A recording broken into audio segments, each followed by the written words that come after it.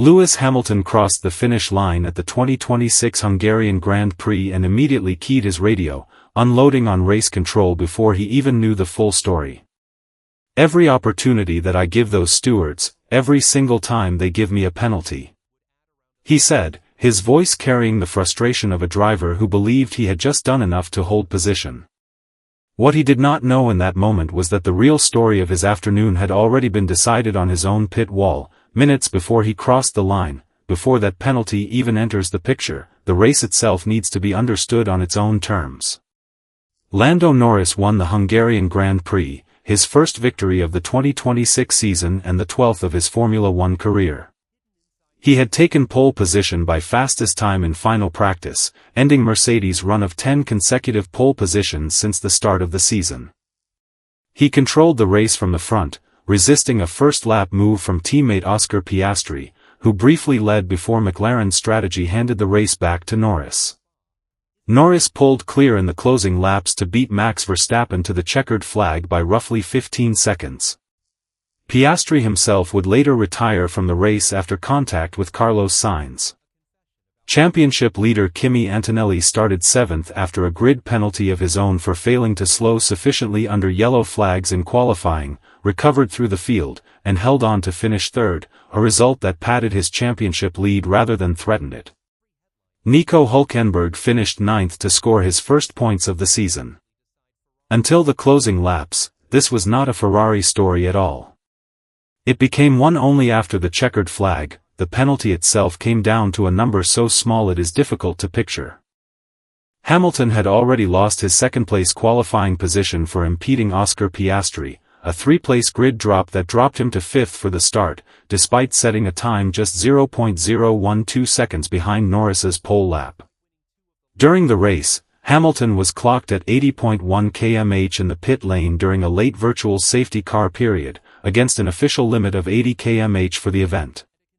The steward's documentation was explicit. Car 44 had exceeded the pit lane speed limit, set at 80 km/h for the event, by 0.1 km/h.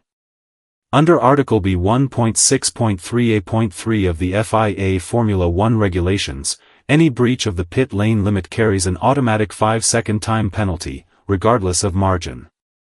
That single tenth of a kilometer per hour dropped Hamilton from 4th on the road to 5th in the final classification, promoting teammate Charles Leclerc to 4th in his place. Sky Sports pundit Anthony Davidson reviewed the onboard footage afterward and said, "I can't work out why he gets a penalty. For me, he slows down sufficiently well." It was not the first time this exact margin had cost Hamilton. Earlier in the season, at the Monaco Grand Prix, he received an identical 5-second penalty for going 0.1 km/h over the pit lane limit, the same number, the same punishment, a different circuit. What followed the penalty is where the story shifts from a steward's ruling to a question about Ferrari's own pit wall. According to radio communications reported by gpblog.com, Leclerc was informed of Hamilton's penalty approximately 2 laps before Hamilton himself was told. The available transmissions suggest Leclerc already knew that Hamilton had been penalized while Hamilton continued pushing without that knowledge, still fighting Antonelli for the final podium position. Separately, outlet F1 Oversteer reported the same sequence, noting that Hamilton had asked his own team everything okay? More than once before being told about the sanction, and that Ferrari appeared to have reassured him prematurely in the interim.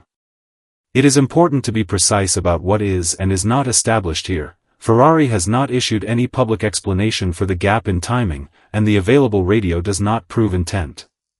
What it does show is a documented delay of roughly 2 laps between when one side of the Ferrari garage knew and when the other did, a gap that, in a battle decided by fractions of a second, mattered. By the finish, Hamilton crossed 4.3 seconds ahead of Leclerc on the road, only to be classified 0.7 seconds behind him once the 5 seconds were added. This did not happen in isolation. The Hungarian Grand Prix penalty was Hamilton's 4th in 3 consecutive race weekends. At Silverstone, he was handed a 5-second penalty for a false start. At Spa, in Belgium, he received another 5-second penalty after colliding with George Russell at the start of the race. In Hungary itself, before the race had even begun, he had already been dropped 3 places on the grid for unnecessarily impeding Oscar Piastri during qualifying.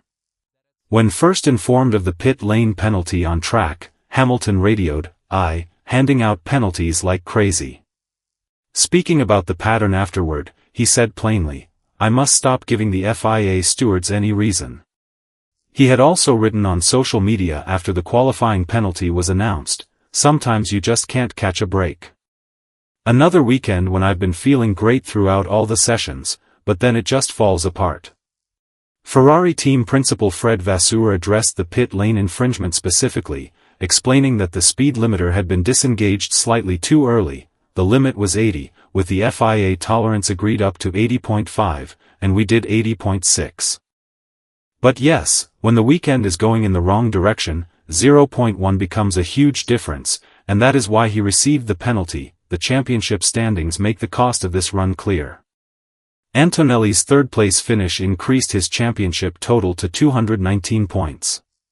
Heading into the summer break, he held a 50-point lead over Hamilton, whose total left him fourth behind Leclerc's 138 points. For a driver chasing an 8th world title, for penalties across 3 weekends is not a statistical footnote, it is a direct drain on a title fight that was already uphill. Ferrari was not the only team carrying tension into the break. At Mercedes, Russell endured his own difficult Hungarian weekend. After qualifying 7th, he was promoted to 6th when Antonelli received his grid penalty. At the start of the race, an anti-stall issue struck as the lights went out, and Russell fell from 6th all the way down to 21st position on the opening lap. He fought back through the field across the remaining laps to finish 7th. Reflecting afterward on a season he described as a roller coaster, Russell said the summer break probably couldn't come at a better time. With Antonelli's third-place finish extending his championship total, Russell now sat 59 points behind his own teammate in the standings, a gap nearly identical in scale to the one separating Hamilton from the championship lead.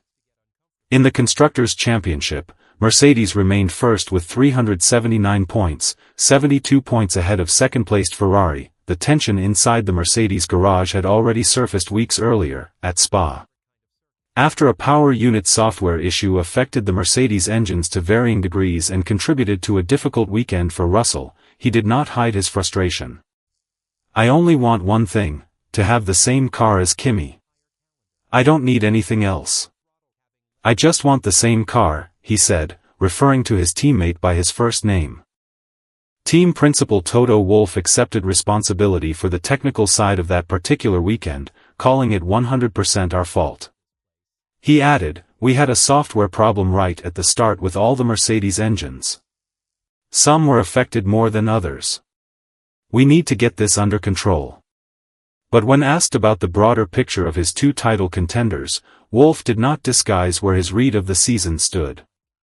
The whole group is a little closer, but I see Kimi is a step ahead of everyone else, he told Sky Italia. 2 teams, then, arrived at the summer break carrying the same shape of problem. Ferrari insists there is no favoritism between Hamilton and Leclerc. Mercedes insists both its drivers are receiving equal support in their pursuit of Antonelli. Yet in Hungary, one Ferrari garage knew about a penalty 2 laps before the other did, and at Mercedes, the team's own principal has already said out loud that one of his 2 title challengers has pulled clear of the field.